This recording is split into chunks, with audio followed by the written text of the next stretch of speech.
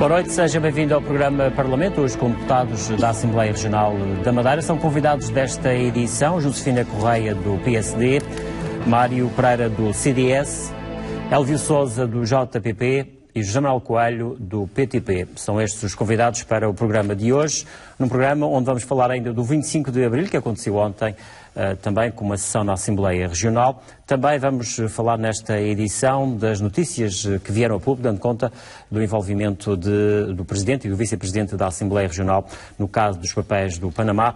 Ainda mais à frente lançamos também um debate que vai acontecer nesta quarta-feira na Assembleia Regional e que tem a ver com a cultura, o debate mensal, desta vez destinado à área da cultura. Começamos pela questão relacionada com o 25 de Abril, ainda em tempo de rescaldo. Elvio Sousa, também a leitura que a JPP faz das comemorações do 25 de Abril. Antes de mais, boa noite a todos os cidadãos da Madeira e do Porto Santo, cumprimentar também os colegas e o próprio Júlio Rosa.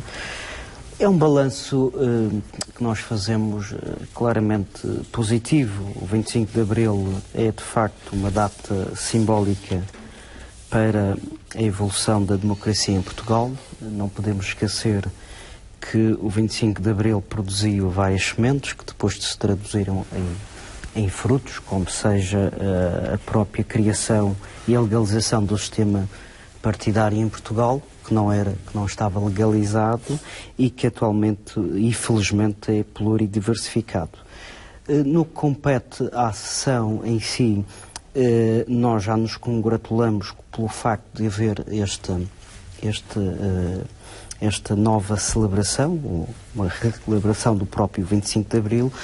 O facto do 25 de Abril de regressar à Assembleia Regional. Exato, porque vivemos num regime autonómico que também é um fruto desta evolução democrática do país e também porque se deseja que haja um maior aprofundamento responsável da autonomia.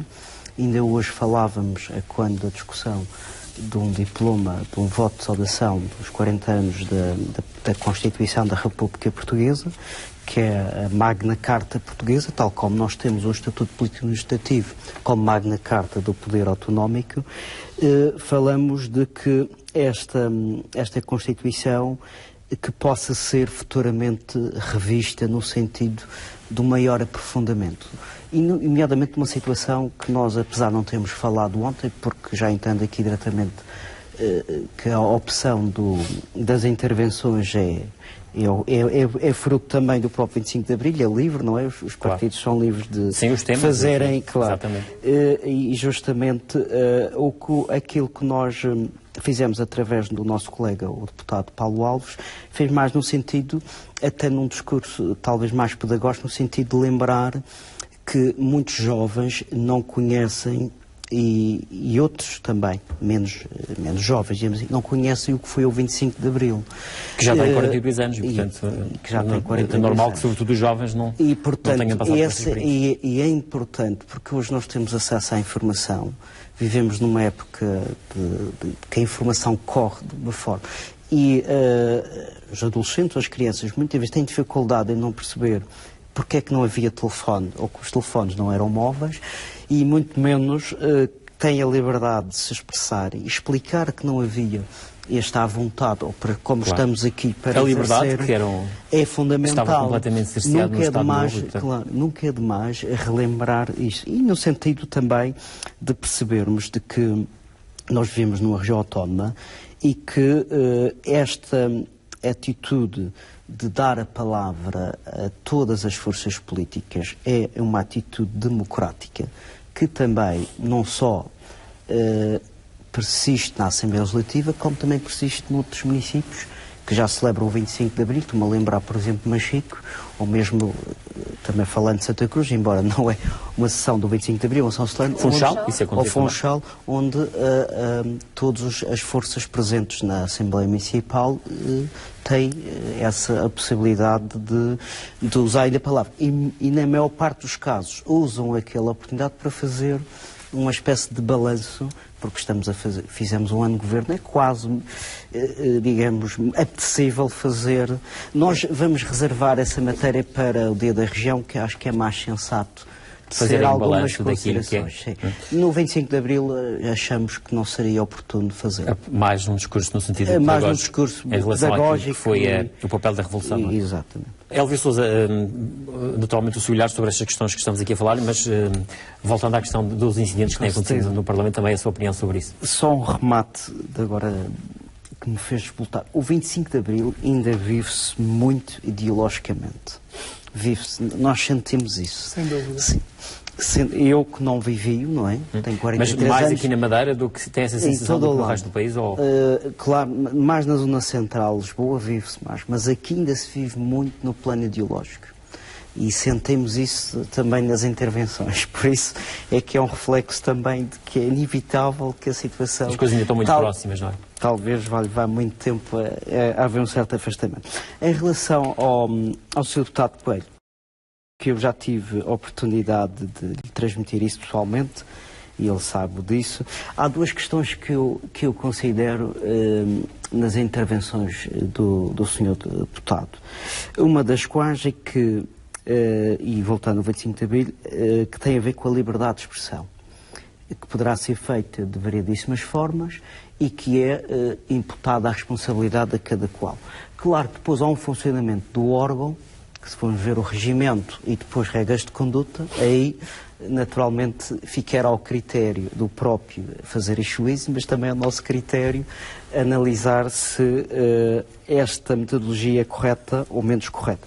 A liberdade de expressão deve existir. O outro aspecto é o estilo, ou o modelo, que talvez nesta fase de funcionamento do órgão não diria pós-renovação, mas pós-eleições regionais, talvez tenha que ser repensada, quer na qualidade, quer na quantidade, para não ser mais preciso.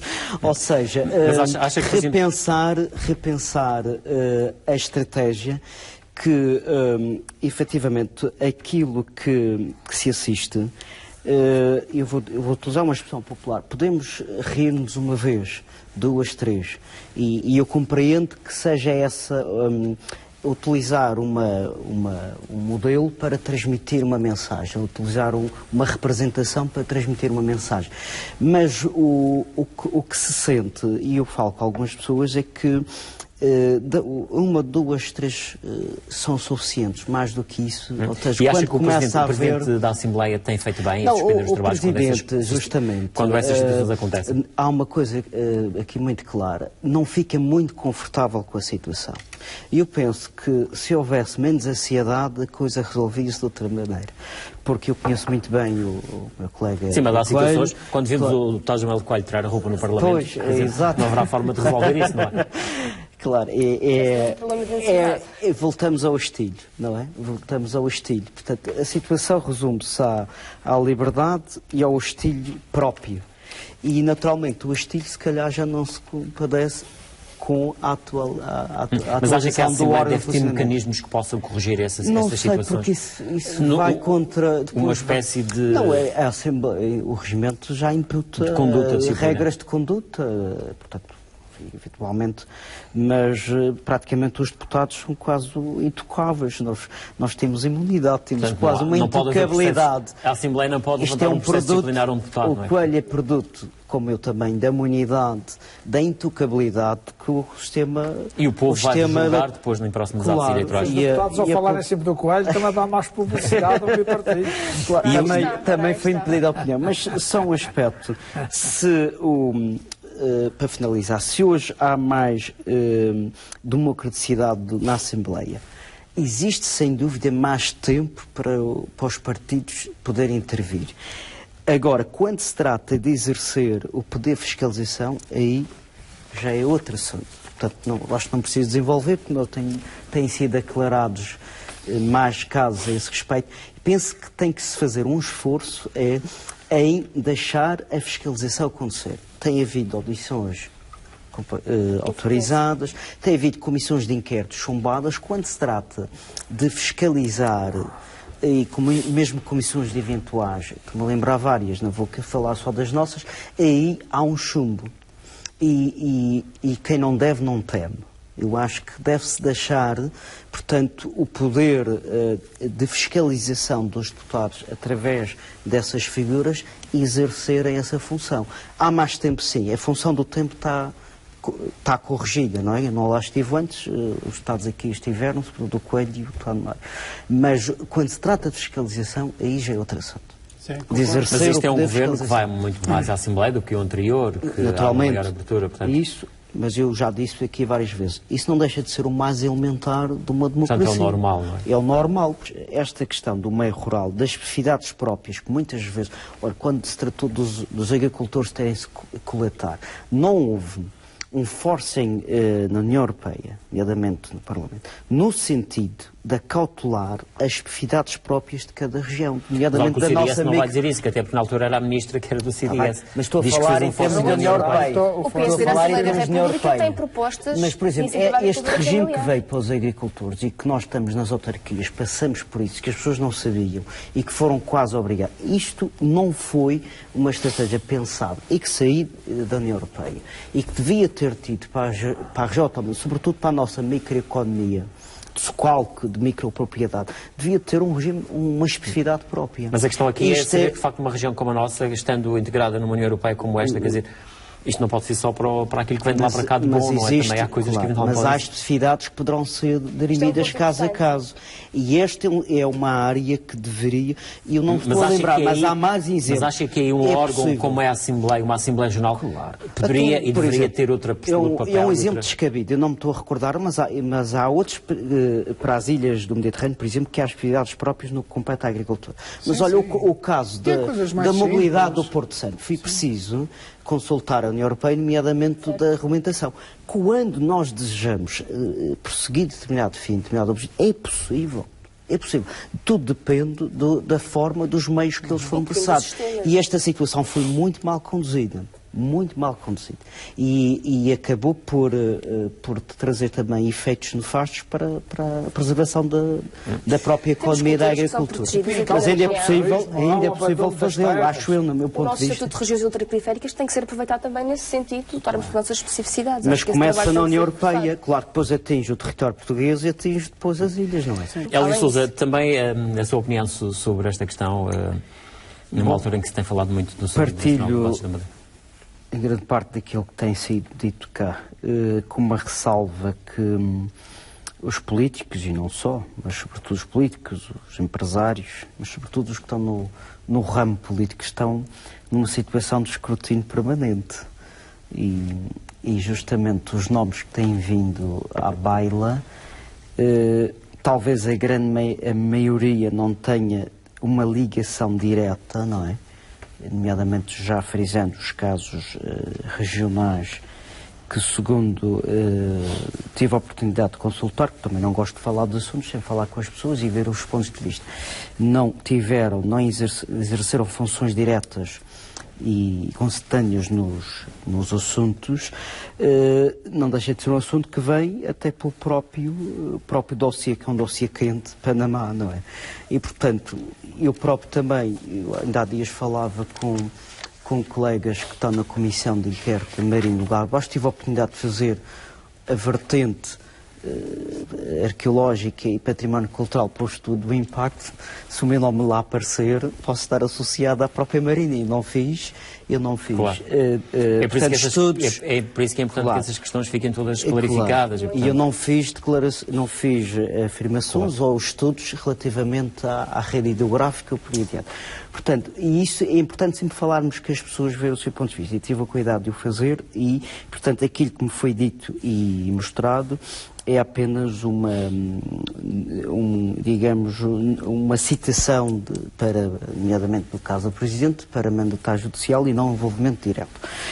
Até que o próprio fez distribuir. Por outro lado, a questão do centro também, que foi falado, também tive a oportunidade de, há 2 anos, de fazer um debate acerca deste Centro Internacional de Negócios, onde aquela informação que tinha também era com base ou de títulos de jornais ou de algumas situações que se lia, evidentemente, em alguns jornais, que consideravam o Centro Nacional de Negócios como uma praça financeira. E ao fim e ao cabo o que se veio a concluir é que há apenas um regime que oferece condições fiscais e operacionais favoráveis para o mundo empresarial. E, portanto, esta é a síntese. E não esquecendo que está completamente integrado no sistema legal português, que é auditado, que é totalmente regulamentado e supervisionado por entidades. Portanto, esta é, assim, uma síntese, o Centro Nacional de Negócios. Se para o futuro melhorar-se-á a situação, nomeadamente o que já tem sido falado da componente pública e da componente privada, e penso que aí poderá estar aí vai estar também em a debate, vertente da transparência. Vou dar a palavra também ao Elvio Sousa relativamente a esta questão deste debate, a pertinência deste tema que vai ser discutido nesta quarta-feira. Pois, a escolha do tema competiu ao Governo, até que coincide com... Portanto, tivemos às portas a Festa da Flor, não é? Temos uma série de calendário turístico-cultural relevante. Penso que o ponto alto, como uma ilha de paisagem cultural invejável, foi o galardão de melhor destino insular do mundo este ano. Penso que esse é que é tanto trabalho de autoria do Governo, mas é o Governo que está a governar, é o Governo que tem o mérito, não é? É César o que é de César. Mas, de facto, acho que nós, a cultura, eu quando comecei a estudar, foi-me ensinado que é uma profissão de futuro. E para os agricultores não há água, não há cultura, portanto ela é variável conforme a profissão. Outras formas de cultura. Eu ganhei a vida até agora a fazer cultura ou a produzir, não é? E portanto ia procurar, portanto na terra também faz diversas áreas culturais.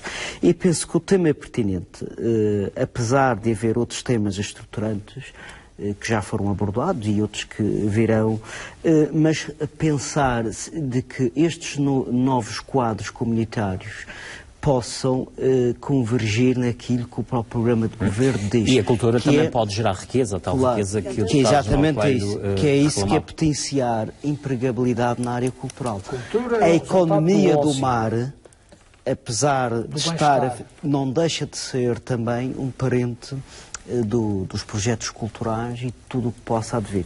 Mas é uma questão muito lata. Talvez seria muito relevante pensar no estado atual da arquitetura popular na Madeira, quer a do Porto Santo, quer a regional. Porque 30 mil euros, por exemplo, há prioridades, claro, 30 mil euros para recuperar capelas é muito pouco do ponto de vista anual para aquilo que é necessário, embora tenha que se definir, sempre para este ano. Não dá para a recuperar cobertura, e depois é preciso manter, não é? Porque muitas vezes sim, também existindo algum património já foi recuperado só e deste volta exemplo. novamente a se deteriorar. Eu recordo, por exemplo, o plano de recuperação do Convento de Santa Clara. Não obstante o apoio também da sede do Funchal, nomeadamente para o World Monumental Fund. Portanto, este tipo de trabalhar em rede é fundamental, sobretudo quando os orçamentos para a cultura e para a preservação do património não são os desejáveis,